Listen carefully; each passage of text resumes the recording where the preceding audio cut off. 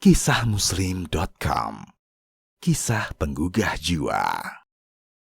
Utsman bin Affan menyatukan bacaan Al-Quran bagian kedua. Kebijakan yang dilakukan Utsman bin Affan radhiyallahu anhu dalam menyatukan bacaan Al-Quran adalah kebijakan cerdas, berani, dan tepat. Sampai sekarang, kita merasakan bagaimana Al-Quran yang beliau susun begitu universal, menembus sekat-sekat kesukuan, wilayah, dan bahasa, melapangkan dada kaum muslimin di segala penjuru dunia, tidak menimbulkan kecemburuan, persatuan pun terwujud, dan hati-hati manusia menjadi lapang. Apa yang Utsman tetapkan mampu diterima seluruh kaum muslimin, padahal sebelumnya mereka memiliki bacaan yang berbeda.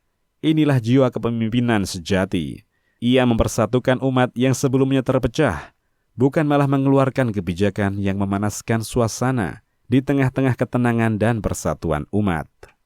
Jumlah mushaf Utsmani pertama kali. Setelah menyelesaikan penulisan ulang Al-Quran, Utsman memerintahkan agar mushaf baru tersebut dikirim ke daerah-daerah kekhalifahan. Para ulama berbeda pendapat berapa jumlah mushaf yang ditulis Utsman. Pendapat yang masyhur disebutkan bahwa mushaf Al-Quran diperbanyak menjadi 5, dikirim ke Mekah, Madinah, Kufah, Syam, dan satu lagi dipegang oleh beliau sendiri. Itulah yang dikenal dengan Mushaf Al-Imam. Abu Amr Ad-Dani mengatakan, kebanyakan ulama menyatakan bahwa mushaf tersebut berjumlah 4, dikirim menuju Kufah, Basrah, dan Syam. Kemudian satu lagi, Utsman sendiri yang memegangnya. Ibnu Abi Dawud mengatakan, aku mendengar Abu Hatim As-Sajistani berkata, saat Utsman menulis ulang Al-Quran pada peristiwa Jam'ul Quran, ia memperbanyak mushaf menjadi 7, dikirim ke Mekah, Syam, Yaman, Bahrain, Basrah, Kufah, dan satu lagi tetap di Madinah. Pendapat yang paling kuat menyatakan bahwa Al-Quran tersebut digandakan menjadi 6, 4 diantaranya dikirim ke Mekah, Syam, Kufah, dan Basrah. Satu mushaf tetap di Madinah. Mushaf itu dinamakan Al-Madani Al-Am.